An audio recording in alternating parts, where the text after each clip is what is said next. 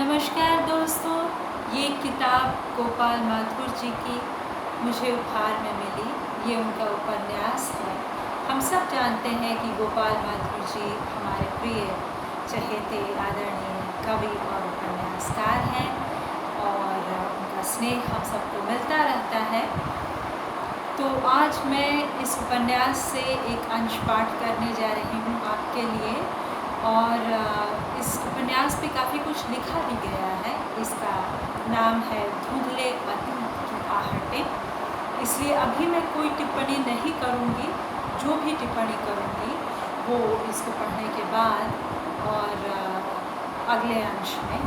लेकिन इससे पहले कि मैं शुरू करूँ अपना पाठ, मैं आपको उनकी हस्तलिपि दिखाना चाहती हूँ जो उन्होंने सस्नेह मेरे लिए भेजी और इसके लिए मैं आभारी हूँ। तो धुंधले अतीत की आहटें।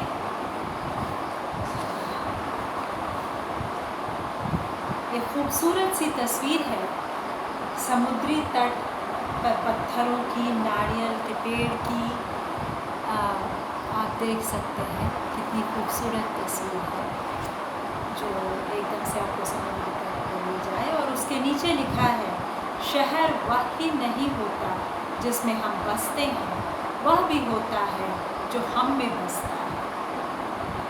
मैंगलोर तुम्हें बारिश के उन दिनों की स्मृतियों से। और समर्पण की जगह एक छोटी सी कविता है, बह कर आया था दुख तुम्हारा। यह कैसा दुख था तुम्हारा जो धुल न सका बारिशों में। यह कैसा दुख था तुम्हारा जो धुल न सका बारिशों में। न हवाएं उसे उड़ा पाईं और न ही ले जा सकी समुद्र की उत्ताल तरंगें अपने साथ। वह आया था जो मेरे भीतर, रिश्ता रिश्ता सबसे निगाह बचाकर बारिशों के साथ। दुख देखने के लिए भी आँख चाहिए और उसे ठीक समझने के लिए, है ना, मतलब दृष्टि चाहिए, पोलाइट लैंग्वेज में। मैं उपन्यास शुरू करती हूँ। वे अपने घर के दरवाजे के अंदर खड़ी थी और मैं बाहर उनकी प्रतीक्षा कर रहा था।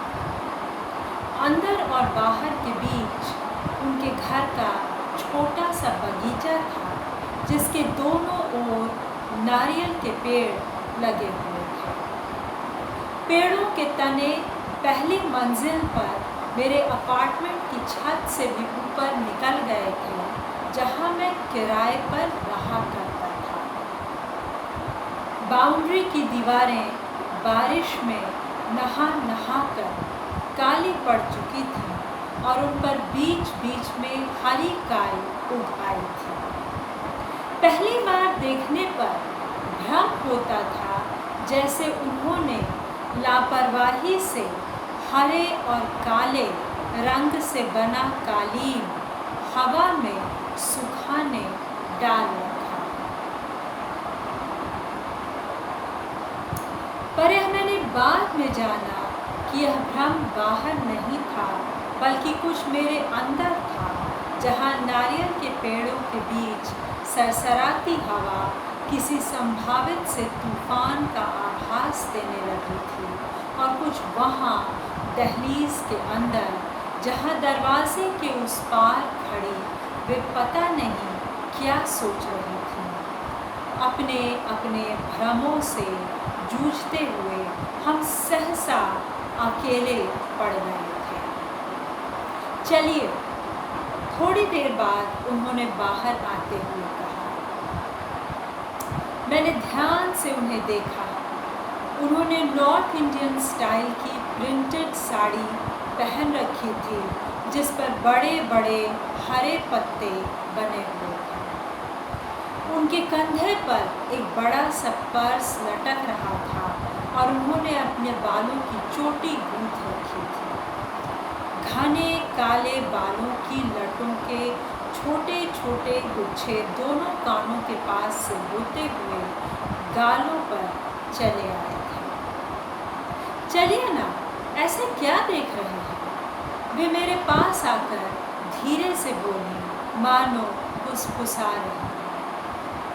उनकी नजरें कहीं नीचे गढ़ी हुई थीं, जहां शायद वे देखकर भी कुछ देख नहीं पा रही थी। हमें हमेशा अंग्रेजी में बात करनी पड़ती थी, क्योंकि न तो मैं कन्नड़ जानता था और न वे हिंदी। शुरू में अजीब सा लगता था। हम उस भाषा में बात किया करते थे जो हमारी नहीं थी, पर संवाद का कोई अन्य रास्ता भी नहीं था। प्रारंभ में हर बात को अंग्रेजी में कह पाना और सुन पाना अजीब सा लगता था, पर आहिस्ता आहिस्ता हमें इसकी आदत पड़ गई थी। मैं झेप सा गया, मानो उन्हें गहरी नींद में निहारते हुए रंगे हाथों पकड़ लिया गया हो। कुछ नहीं, दरअसल हमेशा आपको कन्नड़ ड्रेस में देखा है, इसलिए आपको ढूंढने की कोशिश कर रहा था।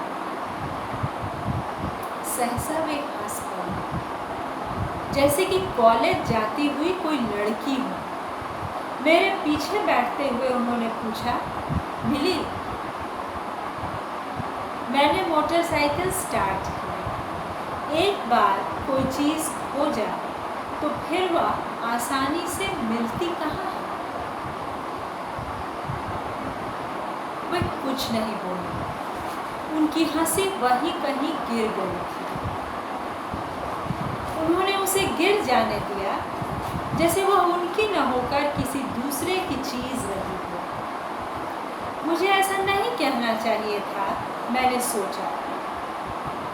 मैं उनके चेहरे पर उठ आए भावों को देखना चाहता था, पर नहीं देख सका, क्योंकि वे मेरे पीछे थी। वे उन लोगों में से थी जो दो दुनिया साथ लेकर चलते हैं। एक दुनिया से दूसरी में आने जाने का रास्ता जिस चाबी से खुलता था, उसे उन्होंने अपनी आंखों में छिपा रखा था। उनकी आंखें ही थीं जिन्हें देखकर हल्का सा अनुमान लगाया जा सकता था कि इस समय वे किस दुनिया में हैं। जब वे वहाँ होकर भी वहाँ नहीं होती थी, तब मैं समझ जाता था कि वे कहीं चली गई हैं, और तब मुझे हमेशा आश्चर्य होता था कि कोई एक साथ दो दुनियाओं में कैसे रह सकता है। आपने कुछ कहा? मैंने पूछा। वे मोटरसाइकिल पर मेरे पीछे बैठी थी, एकदम पंख सी हल्की, किंतु किसी दुस्वप्न सी भारी।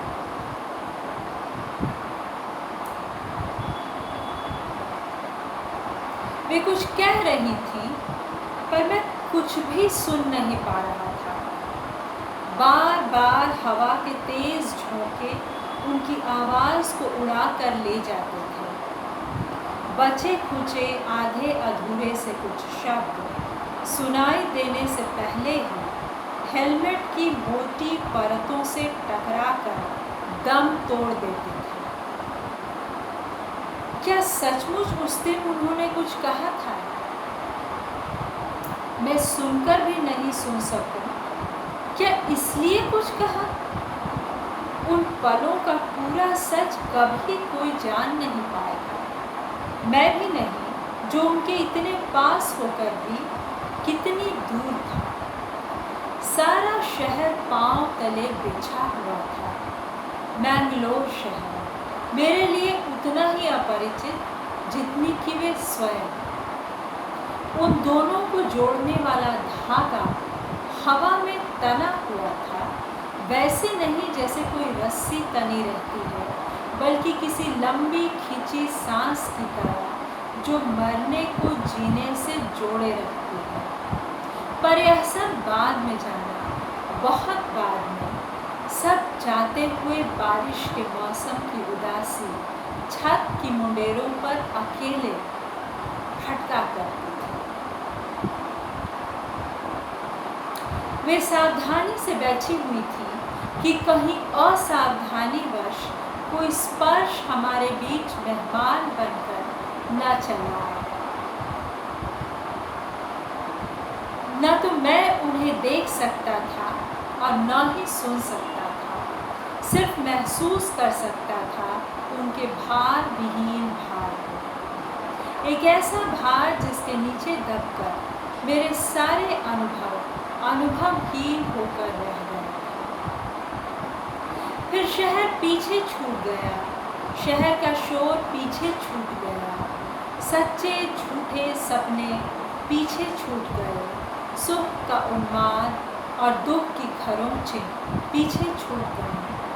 बच गया केवल एक विस्मयकारी एहसास अपने जीवित होने का, खुली हवा में सांस लेने का, बारिश के शुरुआती दिनों की तैरती हुई नमी के मासूम सुख का एहसास।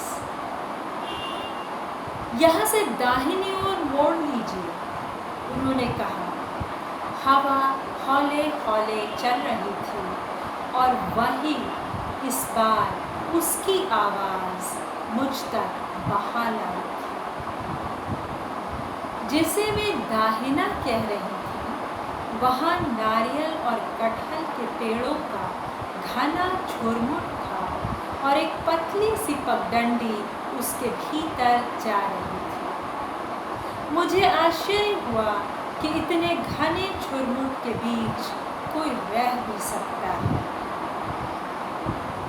मेरे भीतर दबी एक पुरानी चाहना फिर से सिर उठाने लगी थी।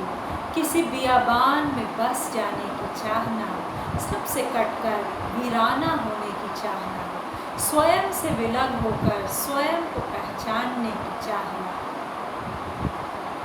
पर वहाँ जानने अथवा पहचानने के लिए कुछ भी नहीं था।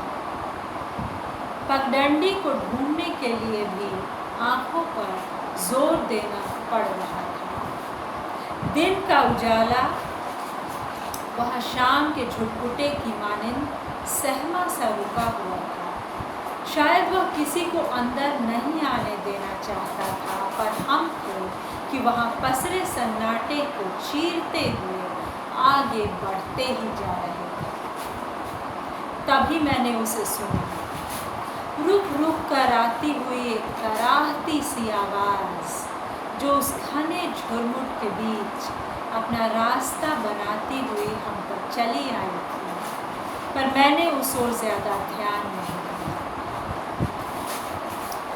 घने जंगलों में न जाने कैसे कैसे एहसासात होते रहते हैं।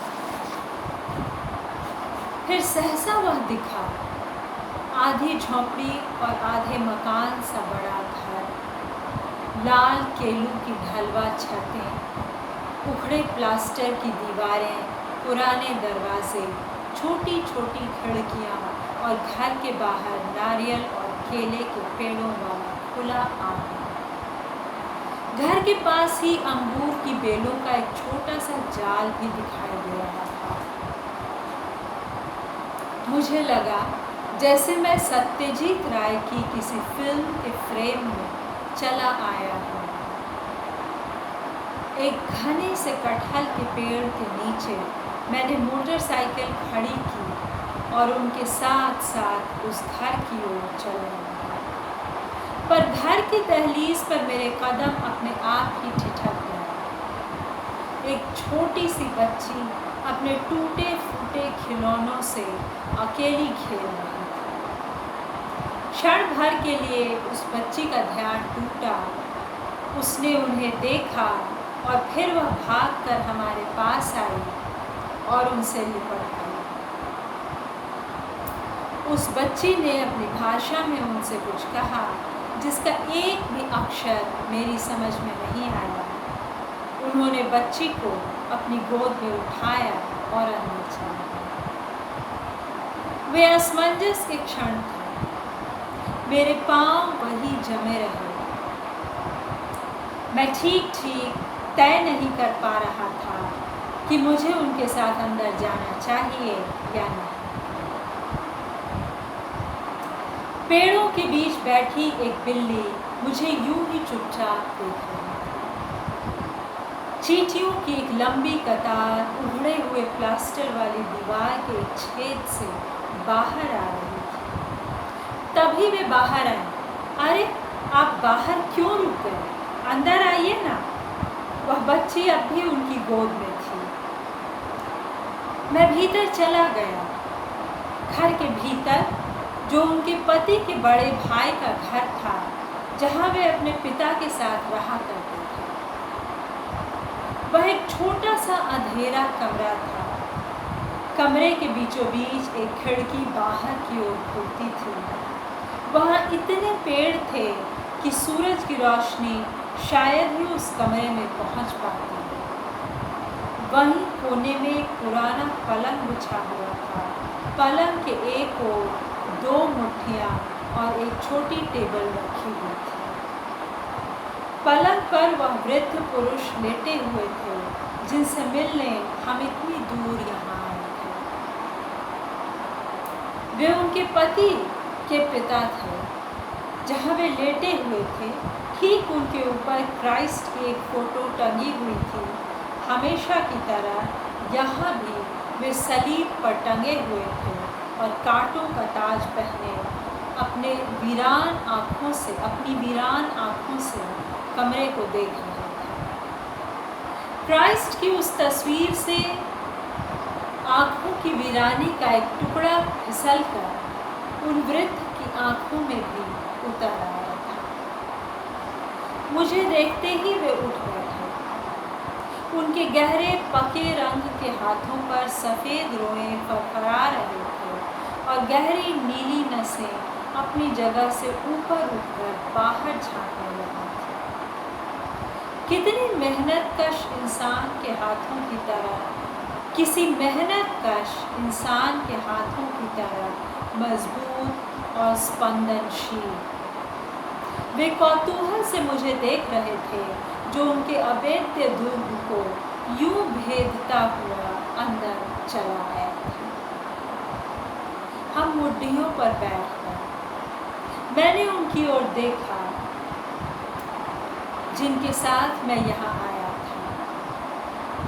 वह बच्ची अब भी उनकी गोद में थी। वे उस वृद्ध पुरुष की ओर झुकी और उन्होंने उनसे कुछ कहा, जिसके प्रत्युत्तर में वे आश्चर्य से मुझे देखने लगे। संभवतः उन्हें विश्वास नहीं हुआ था कि 2500 मील दूर से कोई व्यक्ति उनसे लकड़ी की नक्काशी वाला दरवाज़ा बनवाने आया था। वे उम्र के उस पड़ाव पर थे जहाँ विश्वास की डोर एक महीन सेतु की तरह हवा में कांपती रहती है और एक भी तेज झोंका उस सेतु को बिखेर सकता है। वे कह रहे हैं कि बरसों पहले ही उन्होंने वुड कार्विंग का काम छोड़ दिया था। अब वे पूरी तरह चुक गए हैं। उनके हाथों में इतनी ताकत नहीं बची है कि औजार पकड़कर वे लकड़ी पर तस्वीरें उकेर सकें। उन्होंने बच्ची को अपनी गोदी से उतारते हुए कहा।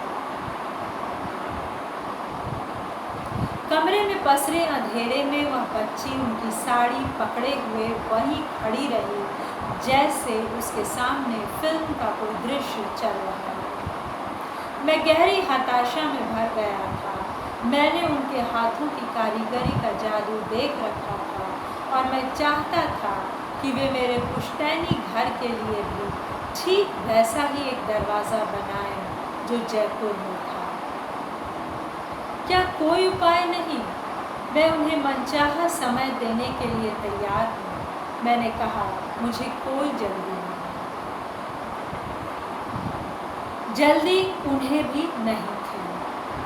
न उन्हें कहीं जाना था और न ही वे किसी खास की प्रतीक्षा कर रहे थे। जो समय उनके सामने खाली और अर्थहीन होकर पसरा हुआ था, वह किसी भी घटना को जन्म देने के लिए सक्षम नहीं था।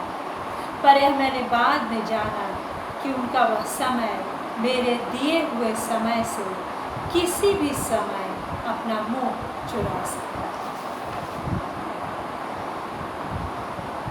दोस्तों, आज हम यही विराम देते हैं। मैं आपके लिए पढ़ रही हूँ गोपाल माथुर जी का उपन्यास धुंधले अतीत की आहटें। देखिए कितनी खूबसूरत भाषा है। सबसे पहले मैं भाषा को कहूँगी। भाषा ऐसी है जो आपको उपन्यास के भीतर ले चलती है, आकर्षक और संवेदनशील और पाठकों को बांधने वाली भाषा है, बहुत ज़्यादा जटिल नहीं, जबकि हम जान रहे हैं कि हम एक जटिल उपन्यास में प्रवेश कर रहे हैं। जटिल इस अर्थ में कि जहाँ बहुत से पात्र हैं अलग अलग परिवेश के, और जिन सब का बहुत खूबसूरती से चरित्र चित्रण करते चल रहे हैं गोपाल माथुर जी। और पर्यावरण, जो कि एक बहुत पॉलिटिकली चार्ज्ड शब्द होता जा रहा है, लेकिन प्रकृति, उसका सौंदर्य यहाँ किस तरह मौजूद है, किस तरह घरों पर छाती है काई और किस तरह उसका भ्रम भी छाता है और बुलाता है, किस तरह नारियल के पेड़ों की लंबाई को हम मापते हैं और किस तरह वह एक कराह जो सुनाई दे रही है वो क्या है, ये मैं आपको अपने अगले पाठ में बताऊंगी। आप शायद गेस नहीं कर पाएंगे क्योंकि आपने कभी उस विराट हस्ती को इस तरह नहीं सोचा होगा, लेकिन एक बहुत खूबसूरत अंदाज है उसे इस दृष्टि से देखने का। तो हम मैंगलोर की आबो हवा में लगता है कि खो जाएंगे, ऐसा खूबसूरत उपन्यास है, आपको एकदम से भीतर खींचने वाला। आशा है आपको मेरा पाठ पसंद आया। धन्यवाद दोस्तों सुनने के लिए।